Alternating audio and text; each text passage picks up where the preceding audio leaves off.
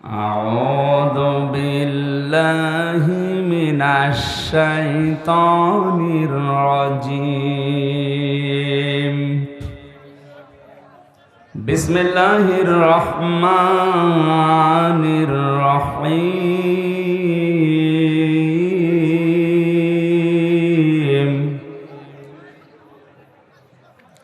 وإن جهنم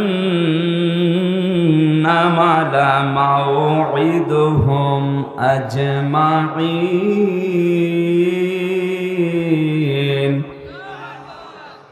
لها سبعة أبواب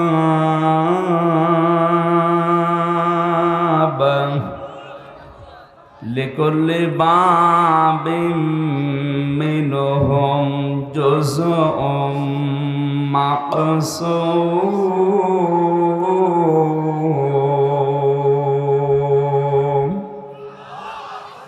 صدقت يا ربنا. عن أبي هريرة رضي الله تعالى عنه قال قال النبي صلى الله عليه وسلم من سلم المسلمون من لسانه ويده رواه ابن ماجه. وقال تعالى في شأن رسوله إن الله وملائكته يصلون على النبي يا أيها الذين آمنوا صلوا عليه وسلموا تسليما. اللهم صل على محمد وعلى آل محمد كما صليت على إبراهيم وعلى آل إبراهيم إنك حميد مجيد. اللهم بارك على محمد وعلى آل محمد كما باركت على إبراهيم وعلى آل إبراهيم إنك حميد مجيد. দাও খোদা দাও আমায় আবার ওমার দারাজ দিন দাওয়ালির মতো বীর সেনানি জাগাতে নিখিল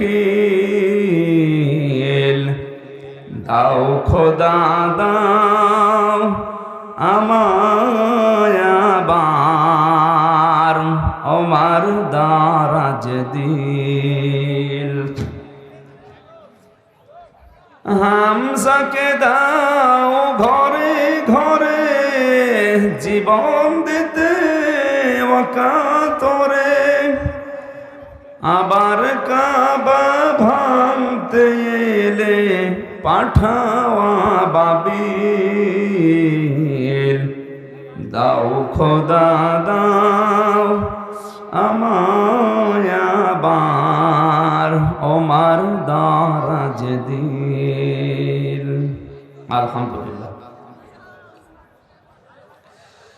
রাজশাহী জেলার বাগমারা থানার অন্তর্গত দক্ষিণ মাঝগ্রাম ঐতিহাসিক তাফসীরুল কোরআন মাহফিলের স্বনামধন্য সভাপতি বিশিষ্ট আলেমে দ্বীন জনাব মাওলানা মোজাম্মেল হক, সহ সভাপতি জনাব মোহাম্মদ ওহিদুল ইসলাম, সহকারী অধ্যাপক ভবানীগঞ্জ মহিলা ডিগ্রি কলেজ, প্রধান অতিথি মাননীয় জাতীয় সংসদ সদস্য জনাব অধ্যক্ষ মোহাম্মদ আবুল কালাম আজাদ, আতালাল্লাহু উমরাহু ওয়া বারাকাল্লাহু ফি হায়াতি, বলেন আমিন। বিশেষ অতিথি অত্র এলাকার কৃতি সন্তান জনাব অ্যাডভোকেট মোহাম্মদ জাকিরুল ইসলাম শান্টু, সহ সভাপতি রাজশাহী জেলা আওয়ামী লীগ ও সাবেক চেয়ারম্যান বাগমারা উপজেলা পরিষদ। এখানে অনেকগুলো মানুষের নাম এসেছে, বিশেষ করে অধ্যক্ষ এস এম জিয়াউদ্দিন টিপু সাহেব, জনাব মোহাম্মদ জাহাঙ্গীর আলম হেলাল, জনাব আবু বকর মেধা মঞ্চ, জনাব মোহাম্মদ আনোয়ার হোসেন। আরফা'না লাকা যিকরাক, শুধু দুনিয়া না আখিরাতেও ইনাদের মর্যাদা আমরা কামনা করি, আল্লাহ যেন দান করেন, বলেন আমিন। প্রধান সমন্বয়ক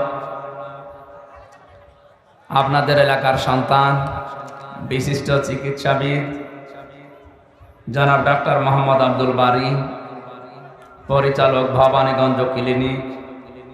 এতক্ষণ যারা আলোচনা রাখলেন ইসলামিক চিন্তাবিদ, মুফাসসিরে কোরআন, এলাকার সন্তান হাফেজ মাওলানা কারি আফতাব আহমেদ, মাওলানা আব্দুর রশিদ, হাফেজ মাওলানা জাকিরুল ইসলাম, আলেমদের মর্যাদা কামনা করছে আল্লাহ যেন আরো বাড়িয়ে দেন, বলেন আমিন। মঞ্চে বসা ওলামা একরাম, সামনে বসা মুসলমান ভাইরা, পর্দার আড়ালের সম্মানিতা মা এবং বোনেরা, প্রশাসনের ভাইরা, প্রাণ প্রিয় রাজশাহীবাসী, দল মত নির্বিশেষে কোরআনের এই অনুষ্ঠানে যারা এসেছি আমরা এই প্রচণ্ড গরমে, যে ইবাদতে কষ্ট বেশি ওই ইবাদতে সওয়াব বেশি। আজকে যে কষ্ট আমাদের হচ্ছে, আমাদের সওয়াব ডবল হবে আজকের এই অনুষ্ঠানে। এই কারণে নবীজি বলেন, কোরআন পড়তে গিয়ে যদি বেঁধে বেঁধে যায়, আউড়িয়ে যায় মুখে, তাহলে তার ডবল সওয়াব হয়। এই অনুষ্ঠানে এসে যেহেতু কষ্ট পাচ্ছেন গরমে, এরপরে মানুষের সংখ্যা অনেক বেশি, সুতরাং আজকে এরকম অনুষ্ঠান ডবল শুনলে যে সওয়াব হতো, এক অনুষ্ঠানে আল্লাহ 1-1.5 ঘন্টায় আমাদেরকে ওই সওয়াব যেন দান করেন। যে আল্লাহ কোরআনের জন্য কষ্ট স্বীকার করার মন মানসিকতা এবং ধৈর্য আমাদেরকে দিলেন, বলেন আলহামদুলিল্লাহ। কোরআনে কারীম শোনার কিছু আদব আছে, আমরা সবাই জানি। এটা তো আর কনসার্ট না, গানের অনুষ্ঠান না যে আপনি যা মনে চাচ্ছে তাই করবেন। এটা ইবাদত চলছে। এখন কি চলছে বলেন তো?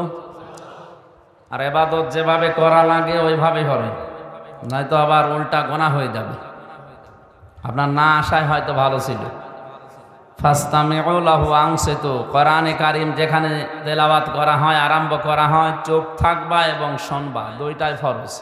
দুইটাই কি? এখনো যারা চুপ করেননি, আপনি ফরজ তরক করছেন, গোনা হচ্ছে আপনার। চুপ করেন, কষ্ট হলেও চুপ করেন। এই কথা বলেন কেন? আবার কথা বলে কে গো? কথা বলা যাবে না, দাঁড়িয়ে থাক। মানুষ না বড় বসবে কোথায়? ওখানে দাঁড়িয়ে থাক। আর এই যে জায়গাগুলো ফাঁকা রেখেছেন কেন? করবেন এখানে কিছু বিছিয়ে দিলে তো বসতে পারে। কথা বলা যাবে না। যাই হোক, যা হয়ে গেছে কথা বলা যাবে না। আমরা ইবাদতে যেহেতু প্রবেশ করে ফেলেছি, যেভাবে ইবাদত করেন আপনি, নামাজ পড়েন ইবাদত মনে করে, ওইভাবে 1 ঘন্টা পরিমাণে চুপ করে থাকেন, দিলের কান লাগিয়ে শুনবেন। আল্লাহ পাক বলেন, ইন্না ফি যালিকা লাযিকরা লিমান কানা লাহু কলবুন আও আলকাস সামআ ওয়া হুয়া শাহীদ। সূরা কফের ভেতরে আছে এই তেলাওয়াত, এই কোরআন, এই জিকির যদি শুনতে চাও, 1 নম্বরে উপস্থিত হয়ে শোনো। প্রশ্ন আসতে পারে, সেই বাড়ি আমার এখান থেকে 20 কিলোমিটার দূরে, এত দূর কষ্ট করে এখানে আসা লাগবে কেন? ওখানে তো মোবাইলে লাইভ আমি দেখতেই পাচ্ছি না। মুরগির পেটের নিচে যে ডিমগুলো থাকে ওইগুলো থেকে কিন্তু বাচ্চা হয়। বাইরে যেগুলো থাকে ওগুলো এমনিতেই নষ্ট হয়ে যায়, পচে যায়, বোয়া বলা হয় ওই ডিমগুলোকে। কোরআনে কারীমের এই অনুষ্ঠানে কষ্ট করে আসার ভেতরে কিছু আল্লাহ রেখে দিয়েছেন।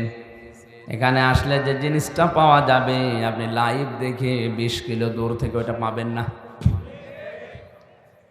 কোনো মানুষ যখন কোরআন শোনার জন্য বাড়ি থেকে বের হয়, আর আমরা এই নিয়তে যারা এসেছি, যদি আমাদের 2টা বিষয় থাকে যে আল্লাহ আমি আজকে তাওবা করে ভালো হয়ে যাব, কি করে?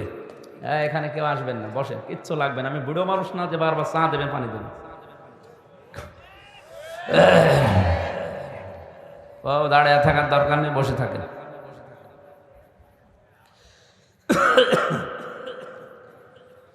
আসলে ভেতরে 3 বছর থাকার কারণে শরীরের কন্ডিশন খারাপ হয়ে গেছে, তাই। তাছাড়া তো আমার এমনিতে কোনো অসুবিধা ছিল না, কি খেয়েছি না খেয়েছি এক ঘরের ভেতরে শরীরটা ভেঙে গেছে। এখন স্বাভাবিক হতে আরো সময় লাগবে।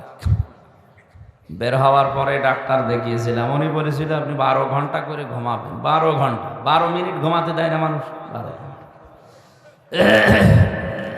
কালকে ছিলাম সে বরিশাল মেহেন্দিগঞ্জ, অনেক ভেতরে গৌরীপুর বলে এক এলাকায়। ওখান থেকে রাত 11:30টায় গাড়ি ছেড়ে দিনের বেলায় অনুষ্ঠান ছিল এই বাগমারা কেশরহাটের কোন এলাকায় যেন বানোয়াইল, ওখানে এসে আসরের নামাজ পড়েছি। সারা দিন সারা রাত গাড়িতে, এরপরে আবার এখানে।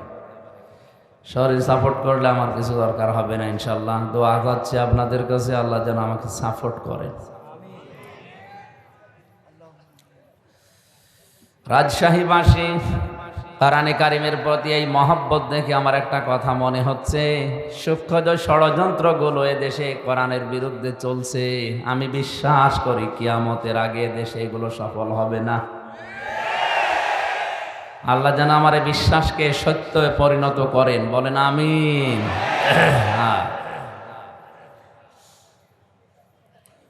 কোরআনে কারিম যারা শুনতে এসেছি, বিশ্বনবী মুহাম্মদুর রাসূলুল্লাহ সাল্লাল্লাহু আলাইহি ওয়াসাল্লাম আয়াতের তাফসীর করতে গিয়ে তিনি নিজে জানিয়েছেন, যারা উপস্থিত হয়ে শোনে। কি আশ্চর্য গো, এত কানে আওয়াজ আসলে তোমার কথা ভুলে যাবে। এমনি দাঁড়িয়ে থাকেন, যদি বসতে না জায়গা পান দাঁড়িয়ে জায়গাগুলো বিছিয়ে দিচ্ছে, বসে পড়ে। তো আগে থেকে এগুলো ঠিক করতে পারেননি? প্রায় 10টা পার হয়ে গেছে, এখন ঠিক করছি। তাড়াতাড়ি করেন, তাড়াতাড়ি করেন, কথা বলবেন না, এমনি বসে পড়েন। সুবহানাল্লাহ আলহামদুলিল্লাহ লা ইলাহা ইল্লাল্লাহ সুবহানাল্লাহ আলহামদুলিল্লাহ লা ইলাহা ইল্লাল্লাহ সুবহানাল্লাহ।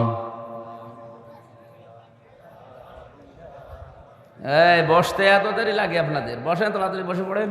সুবহানাল্লাহ আলহামদুলিল্লাহ লা ইলাহা ইল্লাল্লাহ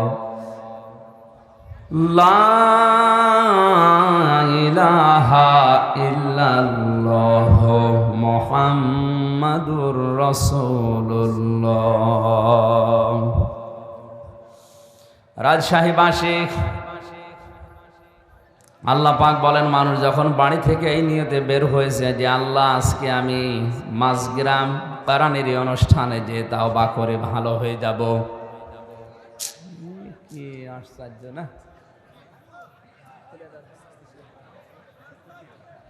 বলতে তো থাকবো, ভুলে যাচ্ছি তো।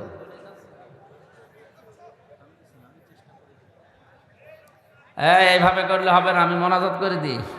কথা বলা যাবে না, বারবার বলছি না, কথা বলা যাবে না। ইশারায় কাজ করেন ভাই, কথা বলা যাবে না। মাফ চাই আপনাদের কাছে, দোয়া চাই, কথা বলা যাবে না। যেখানে দাঁড়িয়ে থাকে থাক, কথা বলবেন না, চুপ করেন।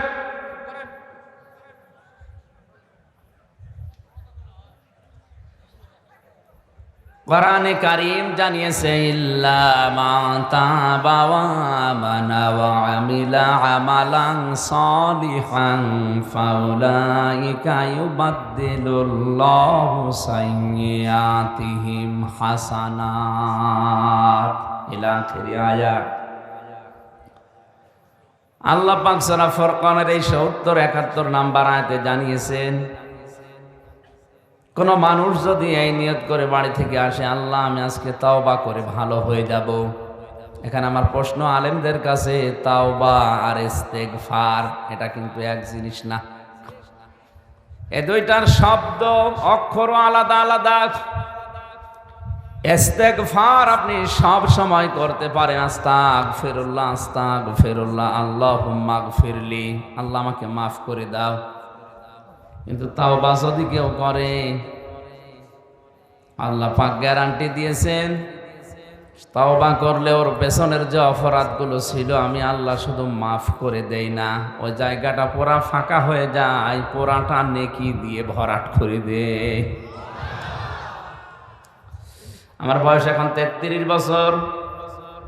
এই 33 বছরে যত অপরাধ জানা না জানা আমি করেছি, আজকের এই ময়দানে যদি সত্যিই তাওবা করার নিয়তে আমি বসি, আর যদি তাওবা করতে পারি, আর তাওবার উপরে যদি সত্যি সত্যি টিকে থাকতে পারি, কোরআনে কারীম গ্যারান্টি দিচ্ছে ফাউলাইকা ইউবাদদিলুল্লাহ, আল্লাহ যেন নিজের কুদরতি হাতের আঙ্গুল এভাবে দেখিয়েছেন।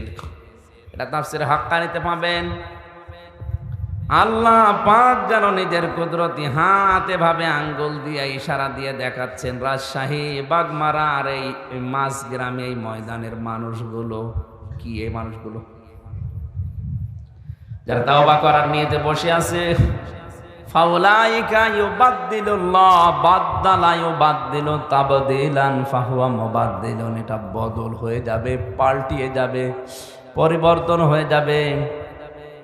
সাজ্জিয়াতিহিম হাসানাত, দুইটাই বহুবচন। যত গোনা ছিল পুরা উল্টিয়ে ওইটাই নেকি দিয়ে পাল্টিয়ে দেব আমি আল্লাহ। এবার আমাদের প্রশ্ন হচ্ছে তাওবা ইস্তেগফার তো সব সময় করছে, আল্লাহ আমারে মাফ করো, আমাকে মাফ করো, আস্তাগফিরুল্লাহ।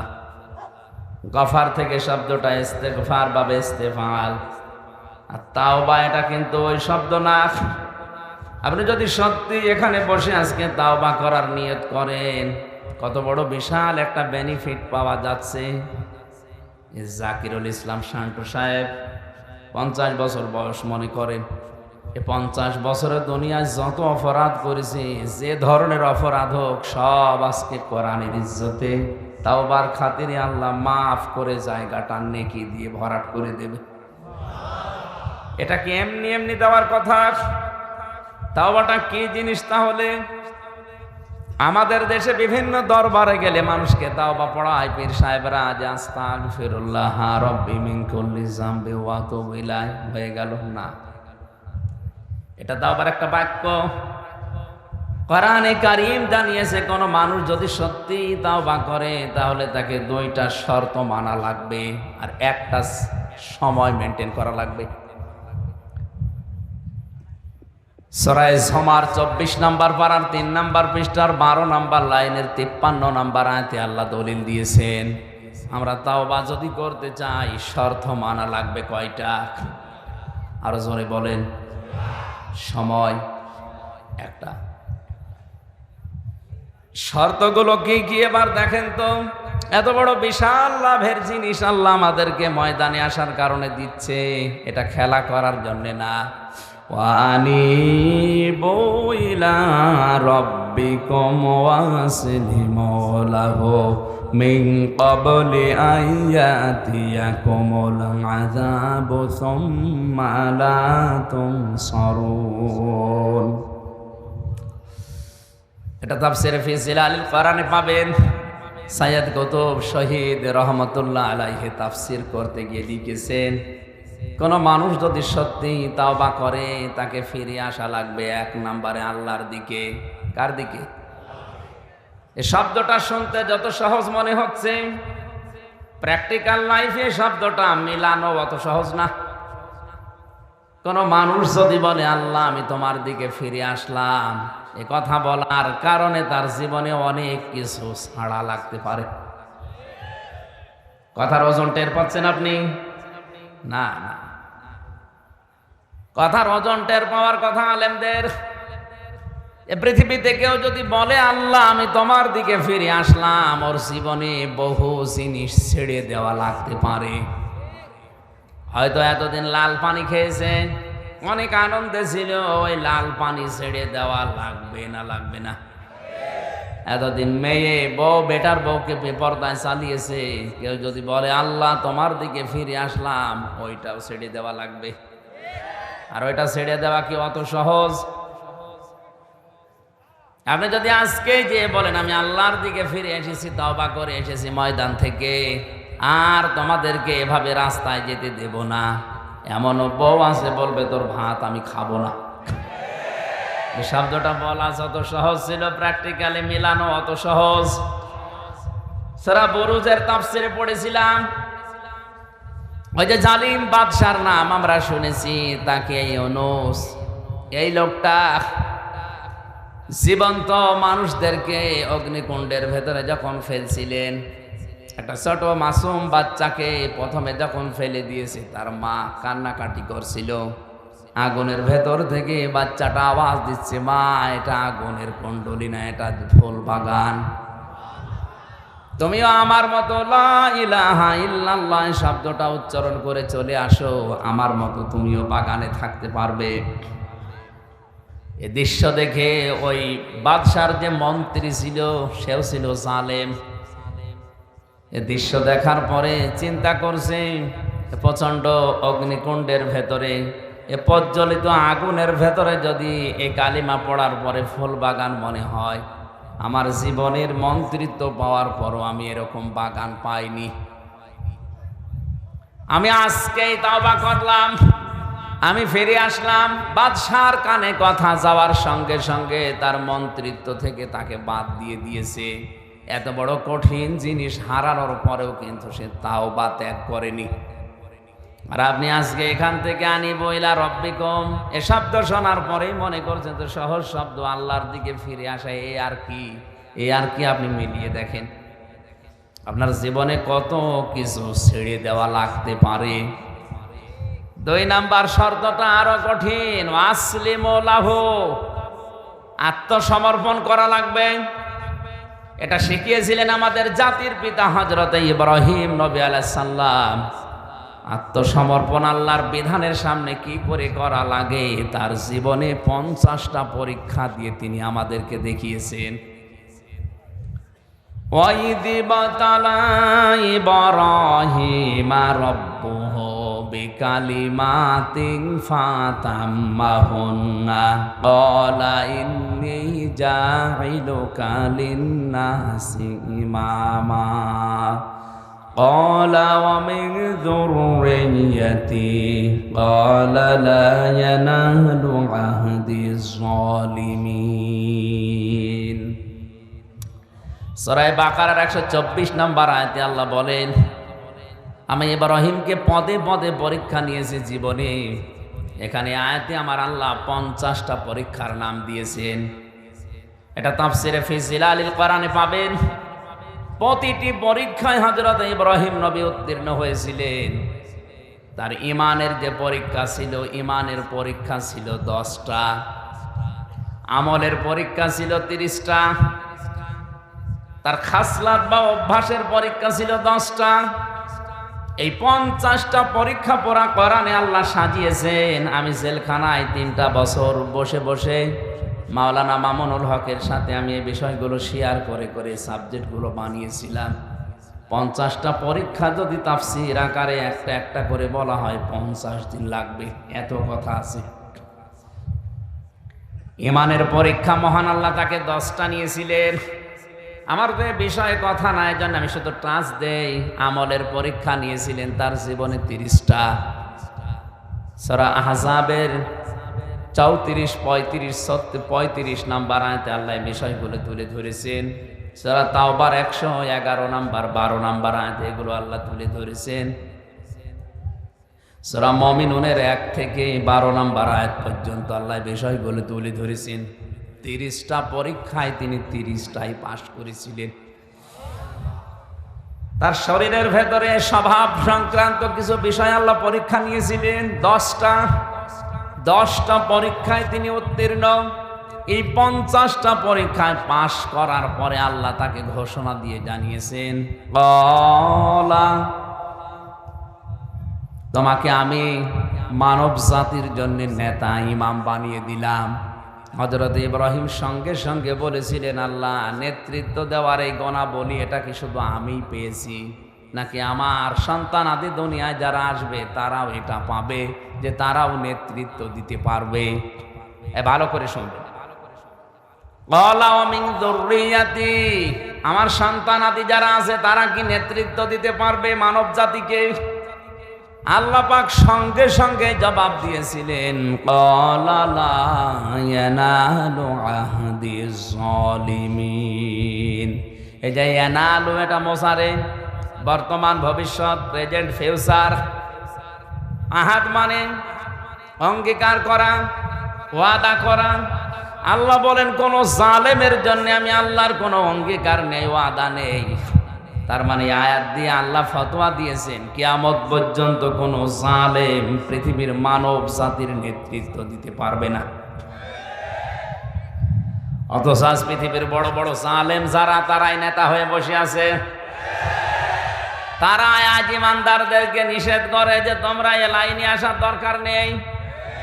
আরে ভাই, আপনি তো জুলুম করছেন আপনার নফসের উপরে, আপনি জুলুম করছেন আপনার জনগণের উপরে, আপনি জুলুম করছেন ফিলিস্তিনের মানুষের উপরে। আপনার জন্যে এ শব্দটা বলা মানায় না, তোর জন্যে।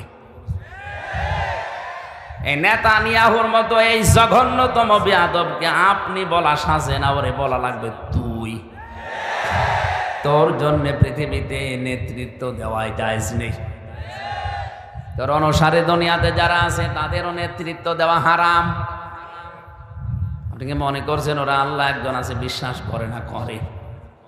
কেন? অহংকার করে, হিংসা করে শুধু আমাদের নবীকে ওরা মানে নাই। এই জন্য ওদের উপরে আল্লাহ নিজে লানত দিয়েছেন। দলালাত, গমরাহি, এই শব্দটা ওদের উপরে চাপিয়ে দিয়েছেন। প্রতিদিন আমরা লক্ষ লক্ষ মুসলমানেরা ওদের জন্য বরদোয়া করি, গায়রিল মাগদুবি আলাইহিম ওয়ালাদ-দাল্লিন।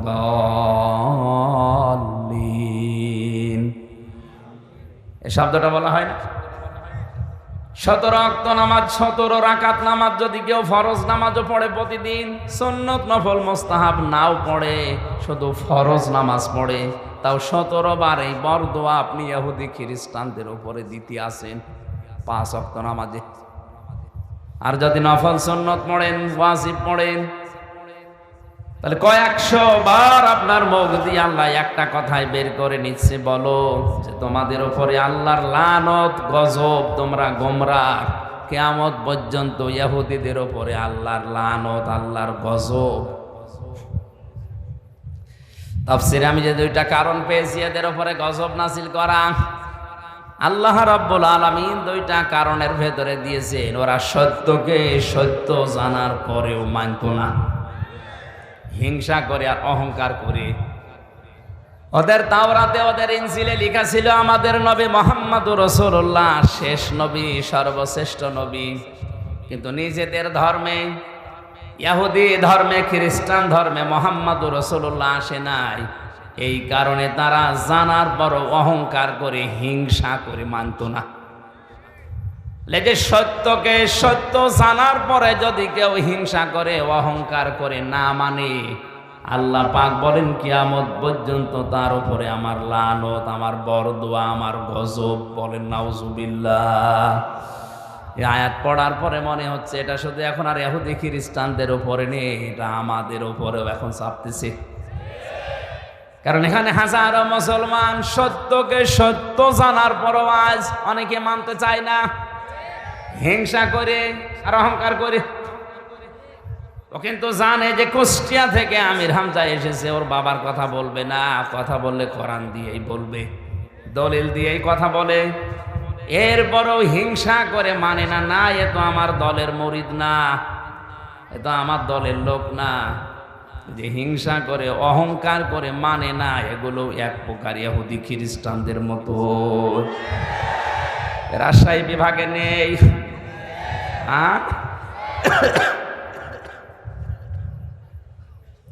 আমি আসলিমর ব্যাখ্যায় ছিলাম।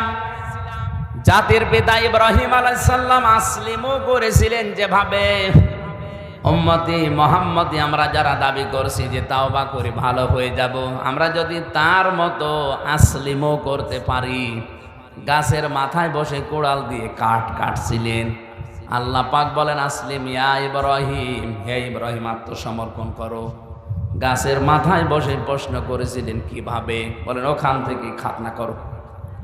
ওই যে ইব্রাহিম নবীর স্বভাব সংক্রান্ত যে 10টা বিষয় বলেছিলাম, পরীক্ষা নিয়েছিলেন আল্লাহ, তার ভেতরে খাতনা করা একটা। এটা ইব্রাহিম নবীর সুন্নাহ।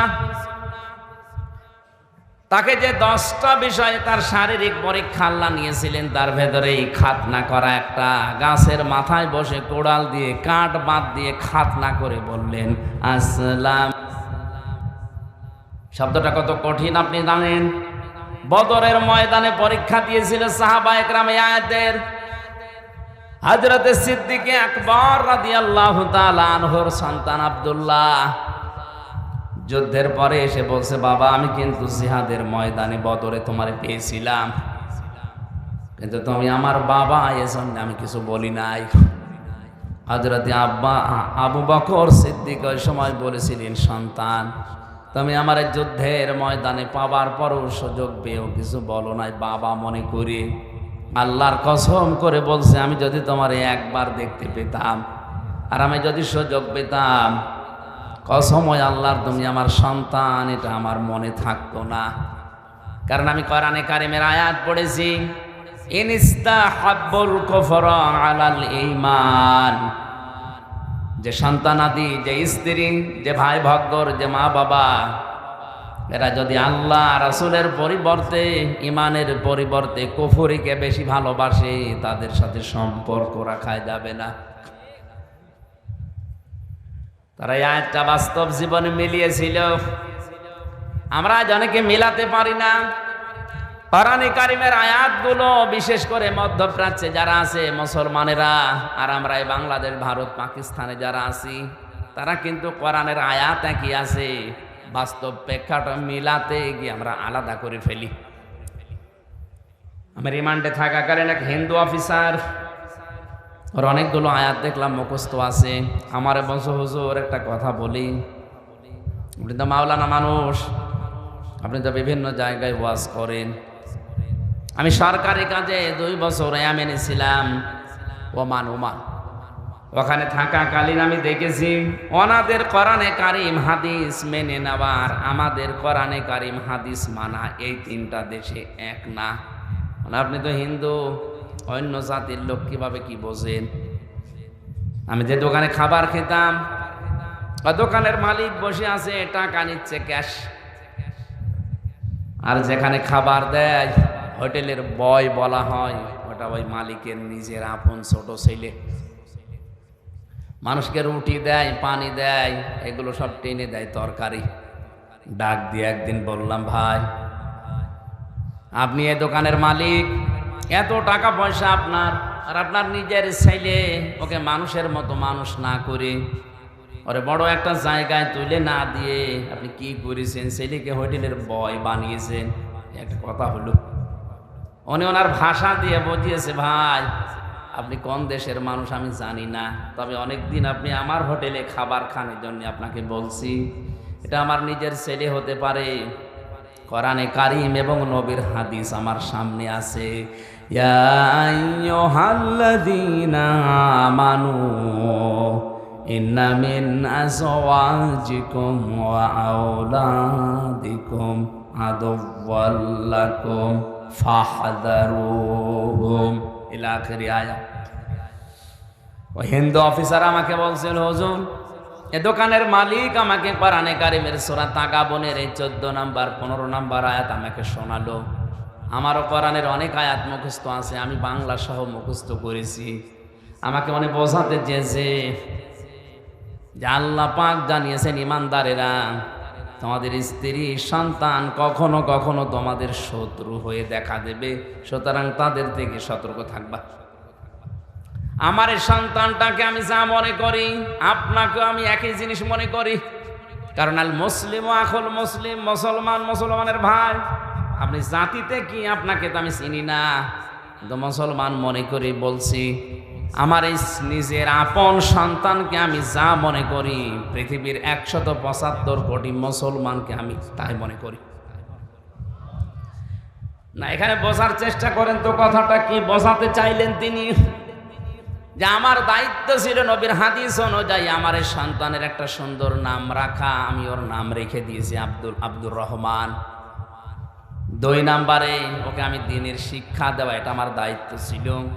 দ্বীনের শিক্ষা মানে হাফেজ মাওলানা শায়েখ বানানো লাগবে না, ইসলাম মানতে যতটুকু প্রয়োজন অতটুকু শিক্ষা দেওয়া ফরজ আমি শিখিয়েছি। অন্তত ইসলামের যে মৌলিক জিনিস এগুলো মানতে পারে। 3 নম্বরে ওকে একটা সৎ পাত্রী দেখে পাত্রস্থ করা আমার দায়িত্ব ছিল। আমি একটা সৎ পাত্রী দেখে ওকে বিয়ে দিয়েছি। 4 নম্বরে ওকে একটা হালাল কর্মজীবন তৈরি করে দেওয়া আমার দায়িত্ব ছিল, আমি দিয়েছি আমার সামর্থ্য অনুযায়ী। আমার দোকানেও কর্মচারী হয়ে কাজ করে, মনে করেন 20,000 টাকা বেতন পায়, এটা দিয়ে ওর সংসার হালাল ভাবে ভালোভাবে ওর স্ত্রী নিয়ে চলছে, কোনো অসুবিধা নেই। আমি তো আর ওর জন্যে 5 লাখ 10 লাখ 20 লাখ টাকা খরচ করে হারাম কোনো কাজে সুপারিশ করে একটা চেয়ারে বসিয়ে দিতে পারি না। কথাটার ওজন কত আপনি টের পাচ্ছেন? আজ বাংলার 1734 জন মানুষ দায়িত্বে আছে।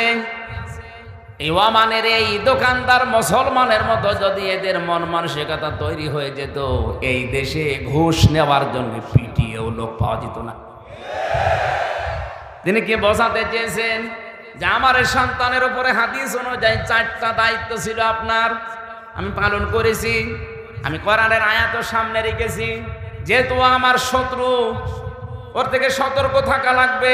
ওকে এমন জায়গায় আমি তুলে দিতে পারি না যে জায়গায় যে ও যেখানে বসার যোগ্যতা রাখে না। আমি টাকা পয়সা ঘুষ দিয়ে প্রভাব প্রতিপত্তি খাটিয়ে ওই চেয়ারে ওরে বসিয়ে দিলাম। ওইটার কারণে ওই চেয়ারে বসেও আরো হাজারো অন্যায় করবে। আপনি বলেন তো, এই নিয়মটা বাংলাদেশে এখন কেউ মানছে না? এই জন্য ওনাদের কোরআনে কারিমের আয়াতগুলো মানা আর আমাদের দেশের মানুষের কোরআনের আয়াত মানা একই আয়াত, কিন্তু মেনে নেওয়ার সিস্টেমটা এক না। আজ আমরা এই মন মানসিকতা নিয়ে যদি তৈরি হতে পারতাম যে ঈমান এবং আল্লাহর পরিবর্তে যারা কুফরিকে, শিরিককে, বেদাতকে বেশি ভালো মনে করে, ও আমার সন্তান হলো আমার শত্রু, ও আমার স্ত্রী হলো আমার শত্রু, ওর থেকে আমার সতর্ক থাকা লাগবে। হ্যাঁ, ওর প্রতি আমার যে দায়িত্বগুলো আছে জায়েজ পর্যায়ে আমি জীবন থাকতে পালন করে যাব।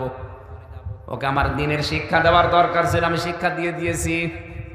আজকে দুপুর বেলা যেখানে মাহফিল ছিল আমি বলেছিলাম, এদেশে বাংলাদেশে একজনের 4টা ছেলে, সব হায়ার এডুকেটেড, সব উচ্চ শিক্ষিত, আর 2টা মেয়ে।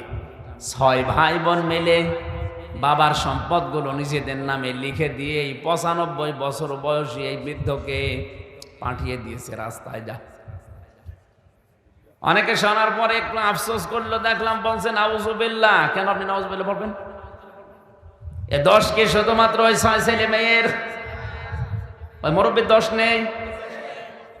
ওর যে 4টা দায়িত্ব ছিল একটাও পালন করে নাই। ছেলে মেয়েদের নাম রাখার ক্ষেত্রেও ও এমন এমন নাম রেখেছে, নামের ভেতরে প্রভাব আছে। নাম রেখে দেয় ডেঞ্জার। ডেঞ্জার মানে কি? অত বড় হয় ভয়ঙ্করী হবে।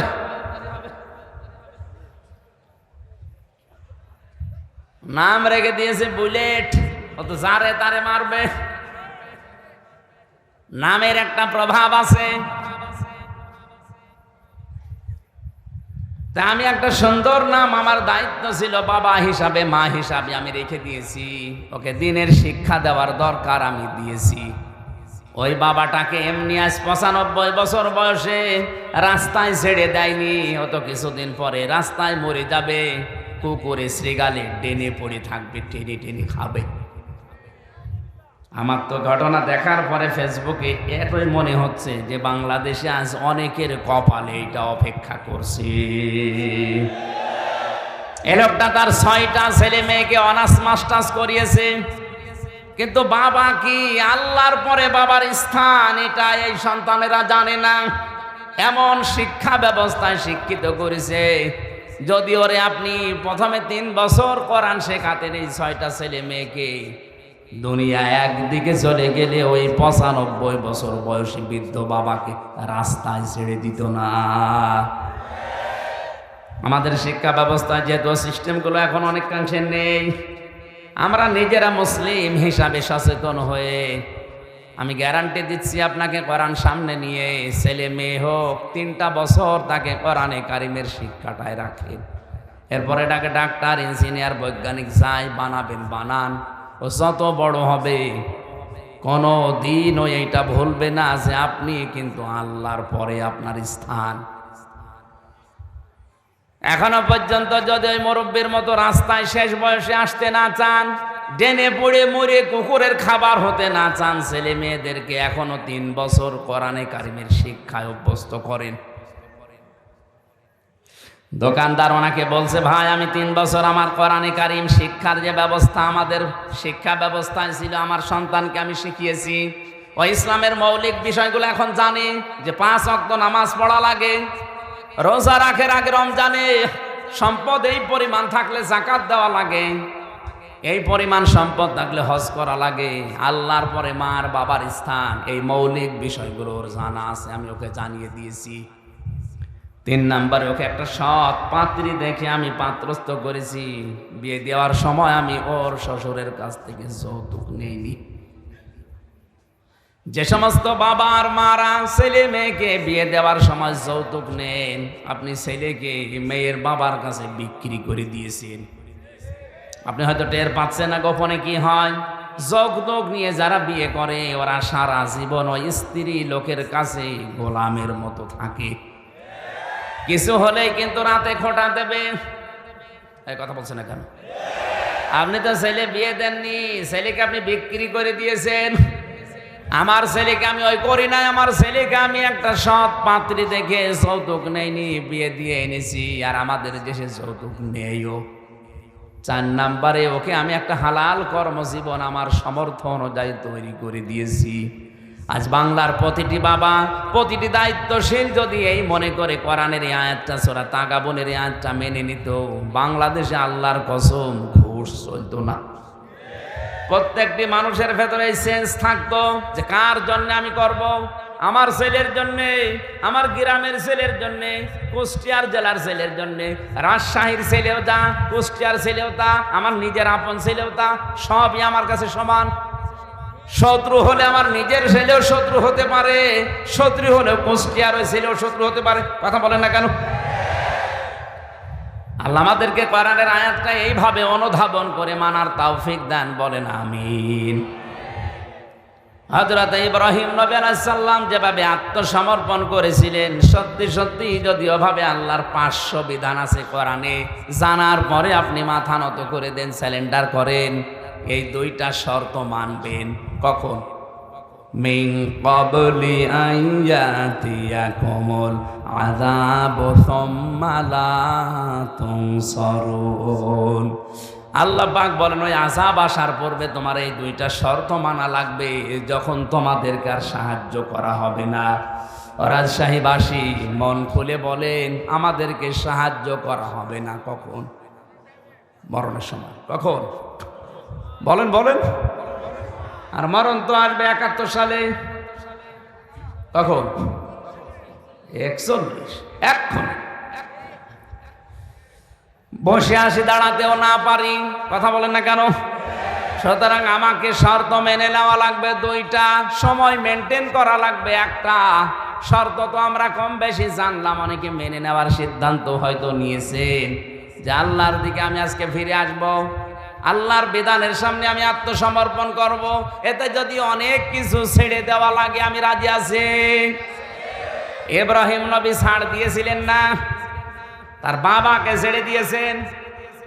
যখন আগুনে ফেলছিল ওই কঠিন মুহূর্তে তিনি তাকিয়ে দেখলেন যে চড়কা আছে, চড়ক গাছ, এটা তার বাবা পর্যন্ত ধরে ঘোরাচ্ছে। তিনি কেঁদে ফেললেন, ডাক দিয়ে বলে, রব্বুল আলামিন, দুনিয়ায় বিপদে পড়লে মানুষ বাবা আসে সাহায্য করার জন্যে, আর আমি আজকে দেখতে পেলাম আমার বাবা নিজে আমাকে আগুনে ফেলার জন্যে নিজে চড়ক গাছ ধরে ঘোরাচ্ছে। আমার বিশ্বাস হয়ে গেছে আসমান জমিনে তুমি ছাড়া আর কেউ নেই, মাবুদ তুমি আমাকে বাঁচাও। ফেরেশতা এসেছিল, তিনি নেননি।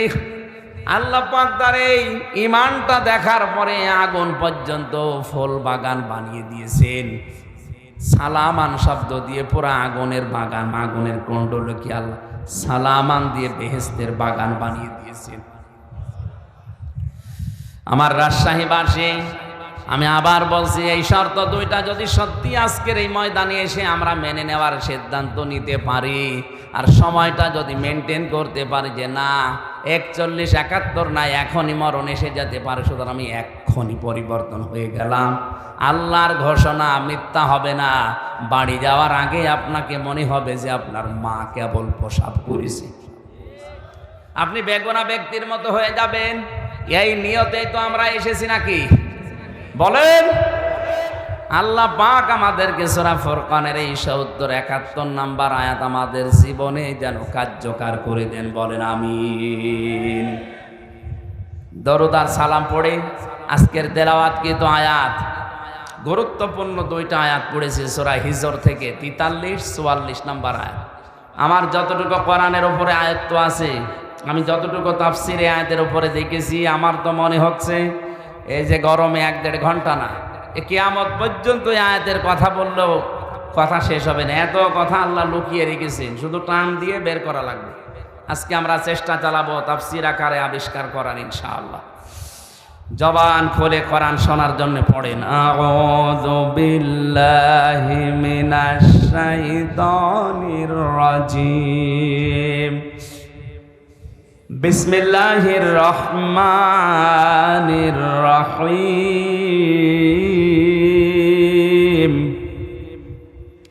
ওয়া ইন্না জাহান্নামা লামাউইদুহুম আজমাইন। লাহা সাবআতু আবওয়াব লিকুল্লি বাবিম মিনহুম জুজউম মাকসুম।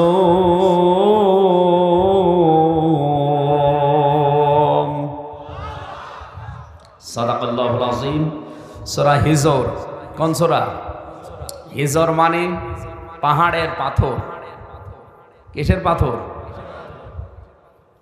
পাহাড়ের পাথর নামে আল্লাহ সূরাটা নাযিল করলেন। ৯৯টা আয়াত দিয়েছেন। এ সূরার সর্বশেষ আয়াত হচ্ছে আল্লাহ পাক বলেন, ইবাদত করতে থাকবা ওই সময় পর্যন্ত যতক্ষণ তোমার কাছে মরণ না আসে। তার মানে ইবাদত এটা শুধু ২-১ দিন ৫ দিনের ব্যাপার না, মানুষের জীবনে ইবাদত চলবে ওই সময় পর্যন্ত যতক্ষণ পর্যন্ত মরণ না আসে। এখন ইবাদতটা কি? আমরা অনেকে এখানে ধারণা করে রেখে দিয়েছি। এই সূরার সর্বশেষ আয়াত কি? ওয়া'বুদ, তোমরা ইবাদত করো, রব্বাকা, তোমার রবের, হাত্তা, যতক্ষণ, ইয়াতিয়াকাল ইয়াকিন, তোমার কাছে মরণ না আসে। আমি আয়াতের তাফসীর পড়তে গিয়ে কাবীর ফখরুদ্দিন রাজি রহমতুল্লাহ আলাইহির ৫টা মন্তব্য পেয়েছি। আমি কি তাফসীর আকারে বলবো না কিচ্ছা বলবো? তাফসীরুল কোরআন মাহফিল আপনি লিখে দিয়েছি, এই জন্য আমি ওইদিকে যাচ্ছি। যেহেতু ধারণাটা পাল্টাতে হবে ইবাদতের। মানুষ মনেই করে ইবাদত মানে মসজিদে যতক্ষণ নামাজ পড়ি ওইটা ইবাদত, রমজান আসলে যতক্ষণ ১১-১২ ঘন্টা রোজা রাখি ওইটা ইবাদত, হজ করতে গিয়ে যে ৪-৫ দিন সময় লাগে ওইটা ইবাদত, যাকাত শুধু বছরে একবার যে কয় মিনিট দিয়েছি ওইটা ইবাদত। কে বলেছে আপনাকে? আল্লাহ পাক বলেন, মরণ যতদিন না আসে ততদিন পর্যন্ত ইবাদত করবা তোমার রবের। তার মানে শব্দ থেকে বোঝা যায় ইবাদত শুধু মসজিদের এই ৫ মিনিট ৭ মিনিট ১০ মিনিট না, রমজানের ১১-১২ ঘন্টা না, অবশ্যই ইবাদত করা লাগবে আজরাইল আসার আগ পর্যন্ত। এই হিসাবে আমি যে খাবার খাই এটাও ইবাদত। কথা বলেন না কেন? কেউ যদি সকালবেলা উঠে নাস্তা করার সময় বলে বিসমিল্লাহির রহমানির রহিম, এই শব্দ বলার পরে মুখে খাবার দেয়, ৮ মিনিট ১০ মিনিট ১৫ মিনিট ২০ মিনিট ধরে যদি রুটি খায়, খাবার খায়, পুরা খাবারটাই হয়ে যাবে ইবাদত। খাবার খাওয়ার পরে টয়লেটের প্রয়োজন দেখা দেয়, টয়লেটে প্রবেশ করার সময় যদি কেউ বাম পা দিয়ে প্রবেশ করে বলে আল্লাহুম্মা ইন্নী আউযু বিকা মিনাল খুবুসি ওয়াল খাবাইস, হে আল্লাহ আমি যত দুষ্ট জিন আছে, সে নারী জিন হোক পুরুষ জিন হোক, তাদের থেকে তোমার কাছে আশ্রয় চাই। এই শব্দটা বলার পরে যখন মানুষ টয়লেটে বসে তখন শয়তানের চোখের উপরে পর্দা পড়ে যায়। এখানে কত হাজার হাজার মুসলমান আছে এই শব্দটা বলে টয়লেটে বসবে, এইটাও বলে না, ও জানেও না। শয়তান কিন্তু জান্নাত থেকে আদম হাওয়াকে বের করে দেবে, এটা তার টার্গেট ছিল না। প্রথমে ওর প্রথম টার্গেট ছিল আদম হাওয়াকে আমি কি করে উলঙ্গ অবস্থায় লজ্জায় স্থান দেখব। এজন্য এই শব্দটাকে নবীজি আমাদের শিখিয়েছেন, শয়তান যেন তোমাদের লজ্জা স্থান থেকে আনন্দ করতে না পারে।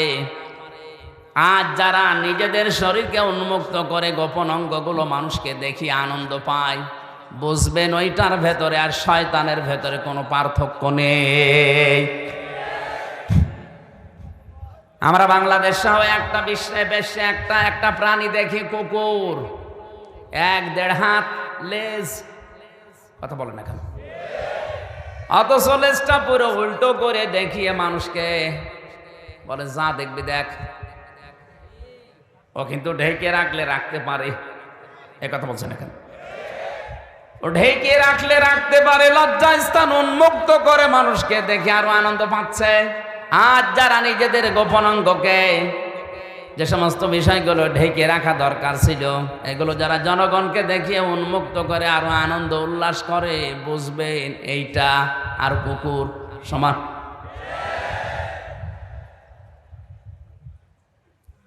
শয়তান সবচাইতে বেশি খুশি হয় যৌনতা ছড়াতে পারলে। ও যখন দেখে মানুষ উলঙ্গ অর্ধ উলঙ্গ হয়ে রাস্তাঘাটে আসে, শয়তান তখন তাকে জাল হিসাবে ব্যবহার করে। তাহলে যে সমস্ত মহিলারা বেপরদায় রাস্তায় আসে, বুঝবেন ওটা মহিলা না, ওইটা শয়তানের জাল। এর রাজশাহী নেই।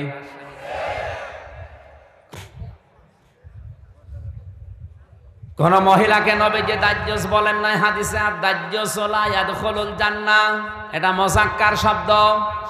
ওই পুরুষ মানুষ দাজ্জুস যার মেয়ে পর্দার ভেতরে কন্ট্রোলে থাকে না, যার স্ত্রী পর্দার ভেতরে কন্ট্রোলে থাকে না, যার বোন পর্দার ভেতরে কন্ট্রোলে থাকে না, যার মা পর্দার ভেতরে কন্ট্রোলে থাকে না, নবীজি ওই পুরুষকে বলেছেন দাজ্জুস, ওর জন্য জান্নাত হারাম। এ হাদিস অনুযায়ী বাংলাদেশে কত মানুষের ওপরে জান্নাতে যাওয়া নিষিদ্ধ, আপনি চিন্তা করে দেখেন। আজকে থেকে আমলটা আমরা ইবাদতটা আরম্ভ করব। টয়লেটে যদি 8 মিনিট 10 মিনিট আপনি সময় ব্যয় করেন, এই দোয়াটা পড়ে বসার সঙ্গে সঙ্গে ইবাদত আরম্ভ হয়ে যায়। বলেন ওইটাও আবার ইবাদত? হ্যাঁ, ওইটাও ইবাদত। ওখান থেকে যখন ডান পা দিয়ে আপনি বের হয়ে বলেন গফরানাক, কি বলেন? কেন বলেন বলেন তো? এই কথাগুলো ভালো করে বলুন। কেন আপনি 8-10 মিনিট 15 মিনিট টয়লেটে বসে থাকার পরে ডান পা দিয়ে বের হওয়ার সময় গফরানাকা বলেন? আল্লাহকে বলতে চান, মাবুদ আমি এই 10 মিনিট পর্যন্ত তোমার জিকিরের, তোমার তাওবার, তোমার ক্ষমার বাইরে ছিলাম, আমি পড়তে পারি নাই। এই জন্য বের হওয়ার পরে আমি তোমার কাছে বলছি গফরানাকা, আমাকে আগে মাফ করে দাও। আলহামদুলিল্লাহিল্লাযী, সব প্রশংসায় তোমার। আযহাবা আন্নিল আযা ওয়াফানি, প্রশংসা এই জন্যে করছি যে তুমি আমার পেট থেকে গান্ধা জিনিসগুলো বের করে দিয়ে, এই কষ্টদায়ক বিষয়গুলো বের করে দিয়ে তুমি আমাকে নিরাপত্তা দিলে, স্বস্তি দিলে, শান্তি দিলে। এই শব্দটা শুধু বলা না, বাস্তবে যদি আমার আল্লাহ সত্যি এটা বন্ধ করে দিত, টয়লেট যদি কারো বন্ধ হয়ে যায়, প্রসাব যদি বন্ধ হয়ে যায়, ডাক্তার আছে, আমারও কয়েকদিন আগে চট্টগ্রামে থাকাকালীন বন্ধ হয়ে গিয়েছিল প্রসাব। ডাক্তারকে দেখানোর পরে আমারে বলছে 12,000 টাকা খরচ হবে এটা আবার চালু করার জন্য।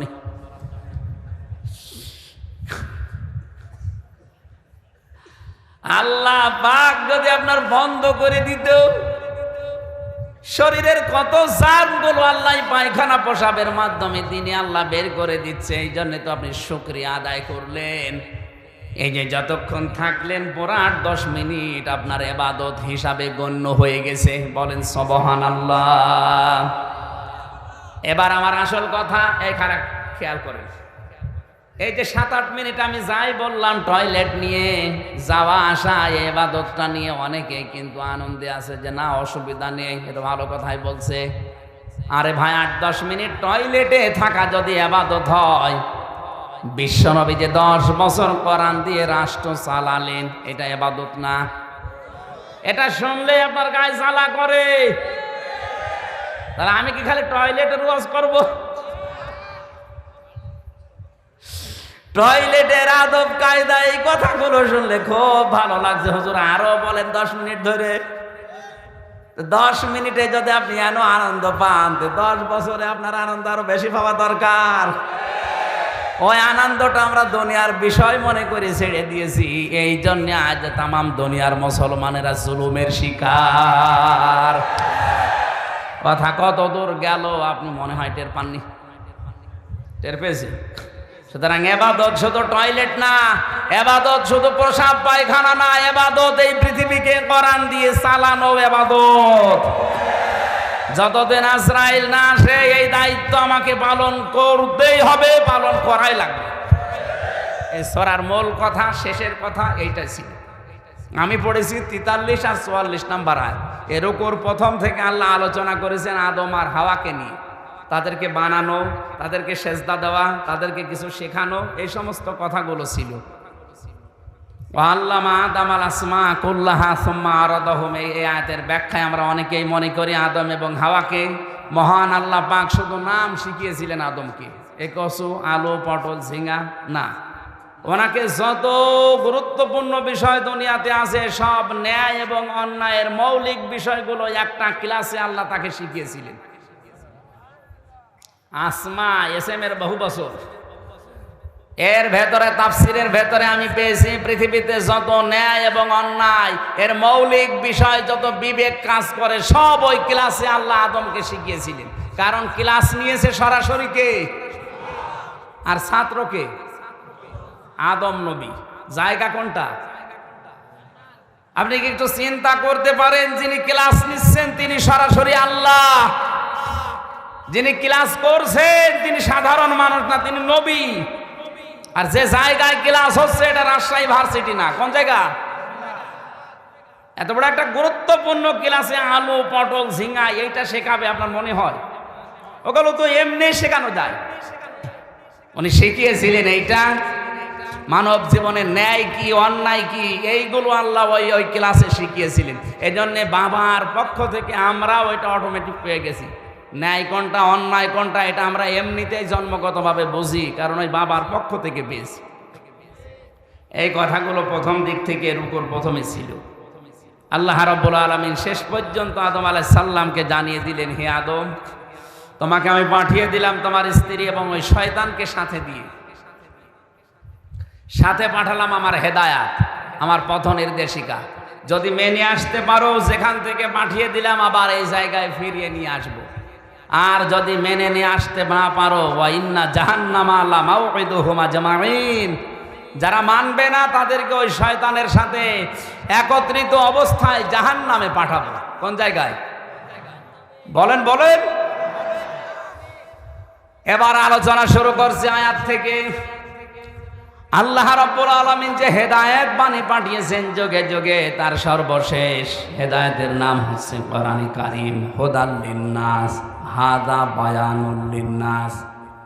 এই কোরআনে কারীম থাকার পরেও যারা আল্লাহর বিধানগুলো মেনে চলতে পারে না, ব্যর্থ হয়, ওই মানুষগুলোকে আল্লাহ শয়তানের সাথে জাহান্নামে একত্রিত করবেন।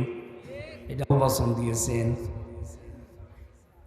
যে জাহান্নামে আল্লাহ প্রবেশ করাবেন ওই জাহান্নামের বর্ণনা এবার দিচ্ছেন। লাহা সাবাতু আবওয়াব, এই হার মারজা ওই জাহান্নামের দিকে, কারণ আয়াত শুরু হয়েছে জাহান্নাম দিয়ে। আল্লাহ বলেন এই জাহান্নামের দরজা 7টা। জাহান্নামের দরজা কয়টা? সারা জীবন আমরা এখানে অনেকেই পড়েছি জাহান্নাম 7টা, জান্নাত 8টা। কোন জায়গায় পেয়েছেন আপনি? এই যে জাকিরুল ভাই, কোনদিন পেয়েছেন যে জাহান্নাম 7টা জান্নাত 8টা? পেয়েছেন? কোন জায়গায় পড়িয়েছেন?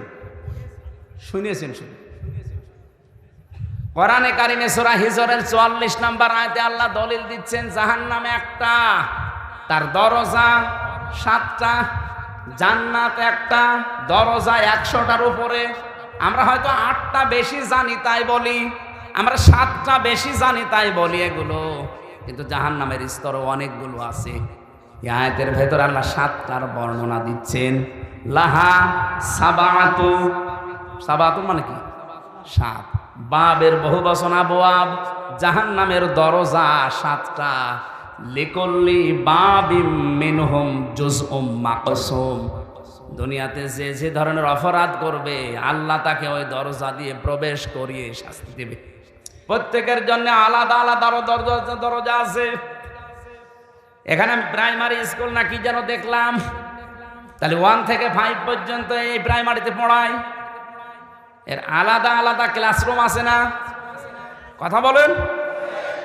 যে যেই শ্রেণীতে পড়বে ওই দরজা দিয়ে সে প্রবেশ করবে। ক্লাস 1-এ পড়ে 5-এ যে ক্লাস করতে পারবে? ও 5-এ উঠতে হলো এখনো 5 বছর পড়া লাগবে। এখানে স্কুল কয়টা আছে বলেন তো? বলেন বলেন।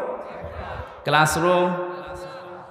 আল্লাহ পাক বলেন জাহান্নামও একটা, এর দরজা 7টা। লিকুল্লি বাবিম মিনহুম জুজউম মাকসুম। দুনিয়াতে যে যে ধরনের অপরাধ করছেন তাকে আল্লাহ ওই দরজা দিয়ে প্রবেশ করিয়ে ওই রকম শাস্তি দেবে। এখন কোন দরজা দিয়ে প্রবেশ করলে কিরকম শাস্তি হয় এটা আজকে কোরআনে কারিম থেকে জেনে যদি দেখি আমি এই দরজায় যাওয়ার উপক্রম হয়ে গেছে, আমি এই দরজা দিয়ে প্রবেশ করার উপযুক্ত, তাহলে এখনো তো তওবা করার সময় আছে। ওই কাজগুলো ছেড়ে দিয়ে জান্নাতের যে 100টা দরজা আছে, স্তর আছে, যে কোনো এক দরজায় দিয়ে একটু দাঁড়াই। এক কথা বলে না কেন? এবার আসেন তো একটা একটা করে আমরা দরজাগুলো দেখি। যত কঠিন দরজা আমি কোরআনে পেয়েছি, সব চাইতে বড় কঠিন দরজার নাম হচ্ছে হুতমা। নাম কি? আরো জোরে বলেন। এটা তো মারাত্মক দরজা। এ দরজা দিয়ে প্রবেশ করার পরে যে ঘরের ভেতরে জাহান্নামের ভেতরে আগুন আছে, এটা সাধারণ না, নারুল্লাহিল মুকাদা। আল্লাহ পাক বলেন এই দরজা দিয়ে যাদেরকে প্রবেশ করাবো, এই দরজার ভেতরে যে আগুন আছে ঘরে, এই জাহান্নামের আগুনটা আমি নিজে জ্বালিয়েছি। আল্লাতী তাত্তালিউ আলাল আফিদা। এই আগুনের বৈশিষ্ট্য হচ্ছে গুণাগুণ হচ্ছে দুনিয়ার আগুন কোন জায়গায় লাগলো ওই জায়গা পুড়ে যায়, আর জাহান্নামে হুতমার এ দরজা দিয়ে প্রবেশ করে যে আগুন পাবেন ওইটা যেখানেই লাগবে আগে কলিজা পুড়ে যাবে। রাজশাহীবাসী কথাটা কত মারাত্মক কথা। শরীরে রাখলে শরীর পড়বে না, আগে কলিজা পড়বে।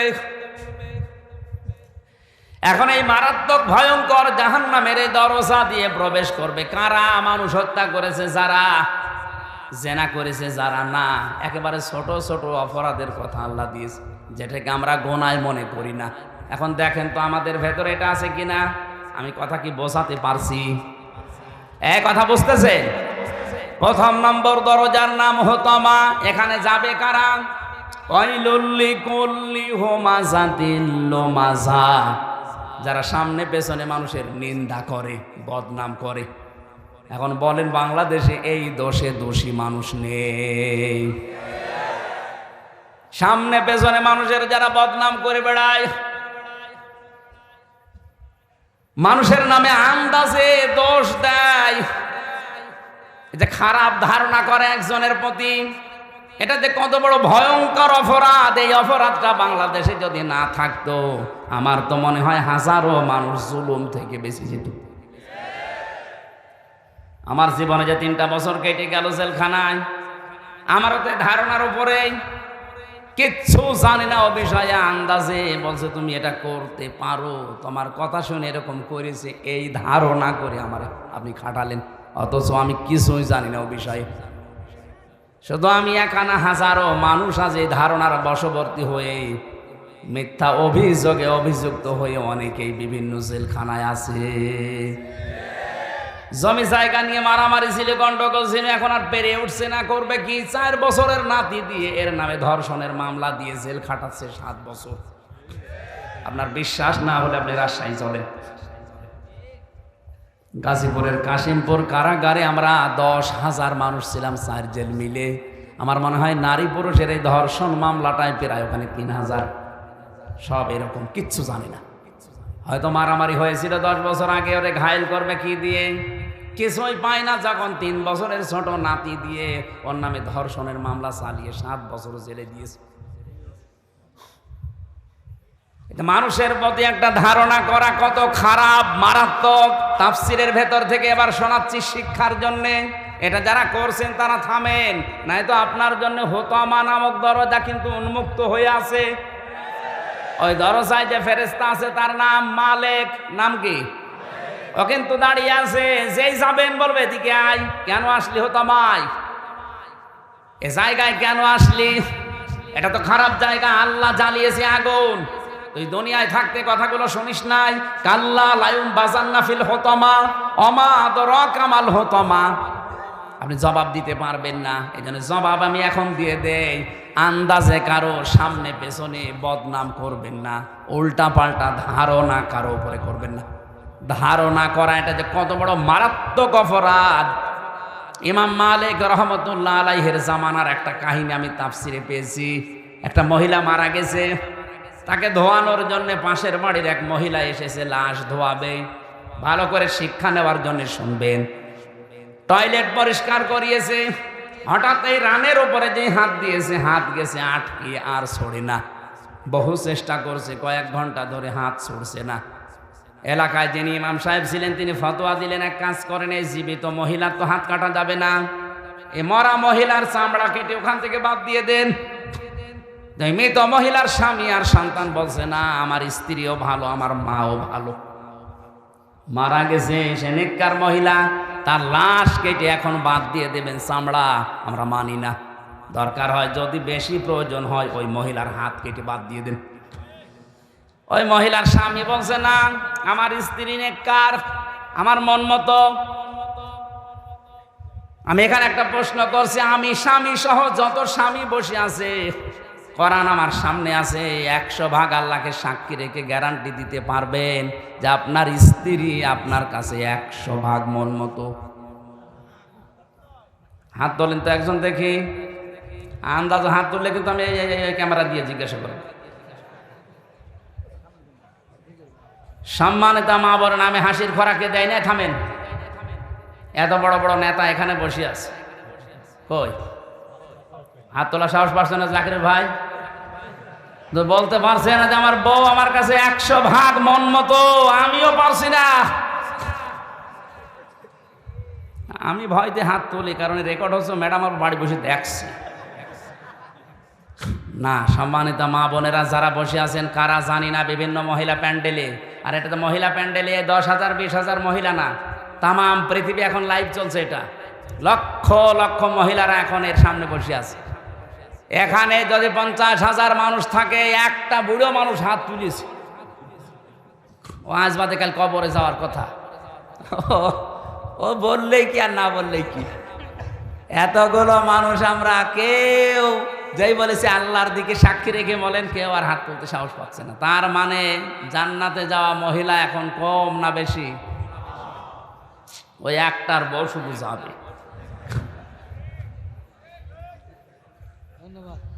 আলহামদুলিল্লাহ, যাক, বুড়ো মানুষ হলো ভালো। আপনার বউর জন্য আমরা দোয়া করব। আপনি হাসতেছেন, বলেন তো, একটা মানুষ বাদ দিয়ে কেউ সাহস পাইল না। এ লোকটা যখন বলেছে আমার বউ আমার মন মতো, আমি হাত কাটতে দেব না, আমি তো এসেছিলাম উপকার করার জন্য, আর এখন আমার এই বিপদে ফেল। তখন বলছে, ঠিক আছে এভাবে থাকো, পোশাক পায়খানা তো প্রয়োজন হয়েছে এই মহিলার, কিন্তু হাত তো ছড়ে না, কি করবে? শেষে ওই দেশের প্রধান বিচারপতি ছিলেন ইমাম মালিক রহমতুল্লাহ আলাইহি। মদিনায় তিনি বাস করেন।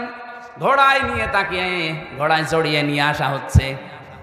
এই মহিলার কাছে পর্দা দিয়ে ঘিরে দিয়ে প্রশ্ন করছে ইমাম মালিক, আল্লাহর বান্দি, কি কি হয়েছে সঠিকভাবে বলবা, মিথ্যা কথার আশ্রয় নিলে কিন্তু আমি ধরে ফেলবো। ঘোড়া থেকে প্রথম থেকে একটা একটা করে বলছে, আমি এই করেছিলাম, আমি তো আপন মনে এসে লাশ ধোয়ানোর জন্য প্রসাব পায়খানা পরিষ্কার করিয়ে শুধু রানের উপরে হাত দিয়েছি, আর হাতটা আটকিয়ে গেছে। ইমাম মালিক বলছে, না, আমার একটা কথা কেমন যেন ছাড় ছাড় মনে হচ্ছে। আর একটা কথা এর ভেতরে আছে গোপন, সত্যি করে বলো কি? আমার কাছে কিন্তু কোরআন আর হাদিসের রাডার আছে, আমি ধরে ফেলবো। ধমক দেওয়ার পরে মেয়েটা বলছে, ইমাম, আমি যখন লাশ ধোয়াতে চাচ্ছিলাম, প্রসাব পায়খানা পরিষ্কার করিয়ে যখন রানের ওপরে হাত দিয়েছি, ওই সময় এই মহিলার প্রতি একটা খারাপ ধারণা নিক্ষেপ করেছিলাম। ওকে মনে মনে বলেছিলাম, কাউকে আমি শোনাইনি, মনে মনে আমি বলেছিলাম, তুমি তো উপরে ফিটফাট, কিন্তু ভেতরে তোমার তো সদরঘাট। কারণ হচ্ছে এই তোমার বাড়িতে আমি একটা পুরুষ মানুষকে একদিন প্রবেশ করতে দেখেছিলাম, পরবর্তীতে জানতে পারলাম ওইটা আসলেই ওর আপন নিজের বড় ভাইয়ের ছেলে। বলেন তো ভাইয়ের ছেলে ওই মেয়েটার সম্পর্কে কি হয়? ফুফু। কি হয়? ফুফু বোঝেন? 14 জন মহিলার সাথে 14 জন পুরুষের সাথে একজন মহিলার দেখা করা যায় যাচ্ছে কয়জন? তার ভেতরে ভাইয়ের ছেলে নেই। এই কথা বুঝতেছেন? এই যে মাহারাম পুরুষ, এই 14 জনের ভেতরে ভাইয়ের ছেলে, আপন ভাইয়ের ছেলে হলে যায় যাচ্ছে। অথচ এটা আমি না জেনে খারাপ মন্তব্যর উপরে নিক্ষেপ করেছিলাম। আল্লাহর নবী জানিয়েছেন মান সালিমাল মুসলিমুনা মিন লিসানিহি ওয়া ইয়াদিহি। আমি হাদিসটা প্রথমে পড়েছিলাম। আল্লাহর নবী জানিয়েছেন ওইটাই তো মুসলমান যার হাতের দ্বারা মুখের দ্বারা অন্য মুসলমানের নিরাপদ থাকে। তোমার হাতের দ্বারা তোমার এই মুখের দ্বারা এমন একটা কিছু নিক্ষেপ করেছিলে যেটার দ্বারাই মহিলার উপর একটা কলঙ্কের দাগ পড়েছে তার চরিত্রে, অথচ ওই দোষ এই মহিলা করে নাই। যে পুরুষকে তুমি বের হতে চেয়ে দেখেছিলে ওটা তার আপন ভাইয়ের ছেলে, ওটা তার ফুফু হয়। কি হয় বলেন বলেন? ফুফুর সাথে মায়ের সাথে কোনো খারাপ ধারণা করে মেনে নেওয়া যায়, আর এটা জায়েজ আছে। শেষ পর্যন্ত তুমি যখন এই ধারণাটা মুখ দিয়ে মনে মনে নিক্ষেপ করেই দিয়েছো, মহান আল্লাহ তোমাকে ছাড়ে নাই, এই পাপের শাস্তি দুনিয়ায় পাঠিয়েছে। সূরা নিসা 5 নম্বর পারা 15 নম্বর পৃষ্ঠা 13 নম্বর লাইনের 112 নম্বর আয়াতে এই আয়াতের দলিল আছে।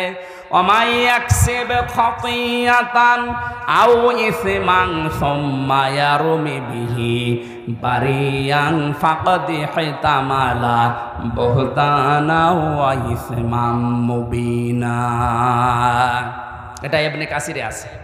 আল্লাহ পাক বলেন দুনিয়াতে এমন বহু মানুষ আছে নিজে অন্যায় করে, আর অন্যায়টা যখন হয়ে যায় তখন একটা নিরপরাধ মানুষের ঘাড়ের উপরে দোষটা চাপিয়ে নিজে ভালো সাজে। এই দেশে নেই। এই কথা বলে না কেন?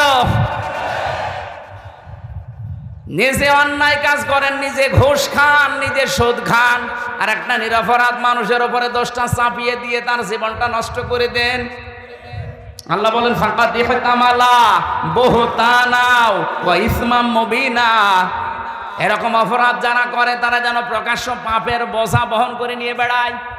আজ হয়তো আমরা এটা দেখতে পাচ্ছি না, তাই যদি আদম নবীর ওই শরীয়ত থাকতো তাহলে গোনাগুলো আজ আমরা দেখতে পেতাম, আপনি রাস্তায় বের হতে পারতেন না।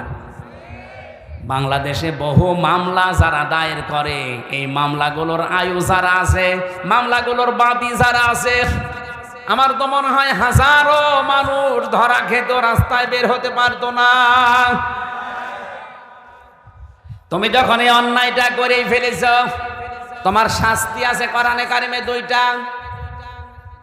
ওয়াল্লাযীনা ইয়ারমুনাল মুহসানাতি সুম্মা লাম ইয়াতু বিআরবা'তি শুহাদা ফাজলিদুহুম 80 ওয়ালা তাকবালু লাহুম শাহাদাতান আবাদা ইলা আখির আয়াত। সূরা নূরের 4 নম্বর আয়াতটা তিনি তেলাওয়াত করলেন। উপস্থিত স্বামী 2 জন আছে, ওর স্বামী আর মৃত মহিলার স্বামী, 2 জনকে বললেন আমি প্রধান বিচারপতি এই দেশের, কোরআনে কারিম দিয়ে রায় দিয়ে দিলাম, এই মহিলা যদি নিরপরাধ কোনো নেককার মহিলার উপরে জেনার তহমত, ধর্ষণের তহমত, ব্যভিচারের তহমত লাগায়, আর যদি 4 জন সাক্ষী জোগাড় করতে না পারে, তাহলে তার প্রথম শাস্তি 80টা বেত মারা। 2 নাম্বার, কোনো দিন তার সাক্ষী আর কবুল হবে না, আদালতে গ্রহণ করা হবে না। ওর যেহেতু সাক্ষী নেই, তাহলে 80টা বেত মারা লাগবে এখন, আর জীবনে বেঁচে থাকতে ওর সাক্ষী আর আদালতে গ্রহণ হবে না। এই আয়াতটা যদি আজ বাংলাদেশের সংসদে 53 বছর আগে কায়েম থাকতো, এই কথা বলছেন, কত মানুষের সাক্ষী এমনি বাতিল হয়ে যেত। আমরা মামলার চার্জশিট দিয়েছে, বিচার শুরু হবে। বলেন তো এই মামলায় কিছুই আমি জানি না, আনসার আর কি যেন নাম দিয়েছো, জীবনে ছাতা নাম ওর শুনি নাই। এখন এই মামলায় যারা সাক্ষী দেবে, মামলার আয়োজনী আছেন, অবশ্যই সাক্ষী তো আস, নাই তো রিপোর্ট দিল কি করি। এই সাক্ষী যারা দেবে, কোরআন আমার সামনে, আল্লাহর কসম, এ মামলায় যারা সাক্ষী দেবে, বলেন একটা কথা সত্য বলতে পারবে না, সব বানিয়ে মিথ্যা কথা বলা লাগবে।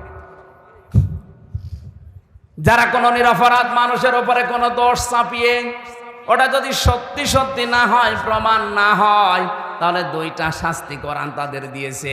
80টা বেত মারা লাগবে। 2 নম্বরে জীবনে আদালতে তার কোনো সাক্ষী মরণ পর্যন্ত কবুল হবে না, গ্রহণ হবে না। জল্লাদকে ডাক দিয়ে বলে শুরু করো। 80টা বেত মারা শুরু হয়ে গেছে, 79টা পার হয়ে গেছে, কিন্তু হাত খোলে না। জল্লাদ ডাক দিয়ে বলে, ইমাম কোরআন দিয়ে তো রায় দিলেন, কিন্তু হাত তো খোলে না। ইমাম মালিক বললেন, না, ওয়া তাম্মাত কালিমাতু রাব্বিকা সিদকাও ওয়া আদলা লা মুবাদদিলা লিকালিমাতি। কোরআনে কারিমে আল্লাহ বলেন, আমার কালামে যা কথা আছে সব সত্য কথা, সব ইনসাফপূর্ণ কথা, আর কোনোদিন আমার কালামের কথা পরিবর্তন হবে না। যেহেতু আমি 80টা বেতের কথা জানিয়েছি, সামানি না, 80টা মারতে হবে, 79টা হয়েছে। আমি আল্লাহর কোরআনে 100% বিশ্বাস করি, বিচার আমি কোরআন দিয়ে করেছি, এটা সঠিক হয়েছে, তুমি আর একটা মারো। জল্লাদকে যখন বলে আর একটা মারো, সঙ্গে সঙ্গে 80টা শেষ হতে হাত চট করে খুলে যেতে দেরি হয়নি। আমি শুধু সুবহানাল্লাহ নাউজুবিল্লাহ পড়ার জন্য বলি নাই। এখানে শিক্ষা কি? নিরপরাধ কোনো মানুষের উপরে যে বিষয় সে জানে না, এরকম একটা তহমত যদি কেউ লাগিয়ে দেয়, ওটা যেন প্রকাশ্য পাপের বোঝা বহন করে নিয়ে বেড়ায়, এটা কিন্তু ওই মহিলাকে দিয়ে আল্লাহ দেখিয়েছেন। আমার মনে হয় এটা যদি আজ বাংলাদেশে আল্লাহ দেখাতো, কত মানুষ এমনিতে ওয়াজের আগে ভালো হয়ে যেত। এই জন্য জাহান্নামে হতমারে দরজা উন্মুক্ত তাদের জন্য, যারা সামনে পেছনে মানুষের গিবত করে, আন্দাজে দোষ চাপিয়ে দেয়, এর কথা ওর কাছে লাগায়, তালাতালি করে সম্পর্ক নষ্ট করে দেয়। এই এতটুকু অপরাধের কারণে এই ভয়ঙ্কর দরজা দিয়ে আপনি যাবেন, আপনি কোনোদিন কল্পনা করেছেন? এখানে হাজার হাজার মানুষ, আমার মনে হয় অনেক মানুষ এমন পাওয়া যাবে দুনিয়ার কোনো বিষয় নিয়ে কথাবার্তা বন্ধ করে আজ 3 দিন 7 দিন 10 দিন 3 বছর কথা বলে না। কি অপরাধ করেছে? মুরগিতে ধান খেয়েছে, এই অপরাধ না। যারা 3 দিনের বেশি পার হয়ে গেছে কথাবার্তা বলেন না, যদি আজকের এই ময়দান থেকে এটা মিটিয়ে যেতে না পারেন, আর এই অবস্থায় যদি মরে যান, আপনি বেঈমান হয়ে মরবেন। এক্ষুনি মেটানো লাগবে। শুধু ওয়াজ শুনতে আসা না, এখান থেকে ওয়াজ বাড়ি নিয়ে যাওয়া লাগবে। কথাবার্তা বন্ধ করে দিয়েছেন 3 দিনের অধিক, এরকম কেউ থাকলে হাত তোলেন তো। কি কথা বন্ধ করেছেন কোন কারণে? না, আখেরাতের কোন বিষয় আল্লাহর সাথে রিলেটেড, ইসলামের সাথে, ওইটা হলে বাদ আলাদা। দুনিয়ার কোন বিষয়ের সাথে সম্পর্কিত কোন বিষয় নিয়ে যদি কথাবার্তা কেউ বন্ধ করে অবস্থায় মারা যান, আপনি কিন্তু 3 দিন পার হয়ে গেলে যদি মিটিয়ে ফেলতে না পারেন, আল্লাহর কসম আপনি বেঈমান হয়ে মরবেন, ঈমান পাবেন না। আপনার নামাজ, রোজা, দাড়ি, টুপি, পাগড়ি সব মাঠে মারা যাবে। আর এটা বেশিরভাগ হয় এই তালাতালি করার কারণে। সুতরাং এই গোনা থেকে আমরা যেন আজকেই মুক্ত হয়ে যেতে পারি। যারা এগুলো বন্ধ করে আছেন, যদি নিজের থেকে উদ্যোগ নিয়ে কথা আরম্ভ করতে পারেন, আল্লাহর আরশ আপনার উপরে খুশি হয়ে যাবে। ইসলামের জন্য কবুল করুন, আল্লাহুম্মা আমিন। রব্বানা যালামনা আনফুসানা ওয়া ইল্লাম তাগফির লানা ওয়া তারহামনা লানাকুনান্না মিনাল খাসিরিন। এই মোনাজাতটা বসে করেন, বসেন বসেন। মোনাজাতের পরে, গরম তো আমি জানছি, বসেন বসেন, কষ্ট হচ্ছে আমি জানছি। মোনাজাতের পরে বইটা নিয়ে আপনার স্ত্রীকে আর স্ত্রীরা স্বামীকে দেবে। আমাদের প্রধান অতিথি এমপি সাহেব দোয়া চেয়েছেন, আমরা মোনাজাত করছি। বসেন ভাই, বসেন। রব্বানা লা তুযিগ কুলুবানা বা'দা ইয হাদাইতানা ওয়া হাব লানা মিন লাদুনকা রাহমাতান ইন্নাকা আনতাল ওয়াহ্হাব। রব্বুল আলামিন রাজশাহী জেলার বাগমারা থানার অন্তর্গত মাঝগ্রাম, দক্ষিণ মাঝগ্রাম এলাকাবাসী কর্তৃক আয়োজিত তাফসিরুল কোরআন মাহফিলে হাজার হাজার বান্দা বান্দি একত্রিত হয়ে আমরা চাতক পাখির মতো তোমার কোরআনে কারিম থেকে কথা শুনছিলাম। যতটুকুই শুনেছি আমাদের প্র্যাকটিক্যাল লাইফে আমল করার তৌফিক দাও। সওয়াবগুলো নবীজির রওজায় পৌঁছিয়ে দাও। দুনিয়ার মাটির নিচে যারা ঘুমিয়ে আছে এদেরকে ক্ষমা করে দাও। মাহফিলের সম্মানিত সভাপতি বিশিষ্ট আলেমে দ্বীন তোমার বান্দা মাওলানা মোসাম্মেল হককে কবুল করো। প্রধান অতিথি জনাব আবুল কালাম আজাদ সাহেবকে মঞ্জুর করে নাও। জনগণের যে বিশাল দায়িত্ব তার মাথার উপরে, 3.5 থেকে 4 লাখ মানুষের মাথার উপরে দায়িত্ব তার। এই মানুষগুলোর দায়িত্ব অমরের মতো পালন করার তৌফিক দাও। এত ধোলা উঠছে মানুষের। আল্লাহ তাআলা ডাক্তার আব্দুল বারী যে খেদমতে আছে জনগণের ক্লিনিকের মাধ্যমে, এটা তার ইবাদত হিসাবে মঞ্জুর করে নাও। আমার জাকিরুল ইসলাম শান্টু ভাই সহ জনাব ওহিদুল ইসলাম সহ নাম না জানা যত মানুষ এখানে আমিন আমিন করছে, আমাদেরকে খালি হাতে ফেরত না দিয়ে হাতটা ভরে দাও। সম্মানিত মা বোনদেরকে তুমি ফাতেমার মতো আয়েশার মতো বানাও। এ মাহফিল যাদের মাধ্যমে এসেছি, হাফেজ আব্দুর রশিদ সহ আফতাব আহমেদ সহ নাম না জানা যত আলেম এখানে বসে আছে, আলেমদেরকে আলেম হিসাবে তুমি কবুল করো। আগামীতে এই মাহফিলটা কোরআনের জন্য বিশাল আকারে মঞ্জুর করে নাও। কখন কার মরণ আসে আমরা জানি না, একবার হলেও যেন তোমার এই কালামটা পড়তে পারি, লা ইলাহা ইল্লাল্লাহু মুহাম্মাদুর রাসূলুল্লাহ।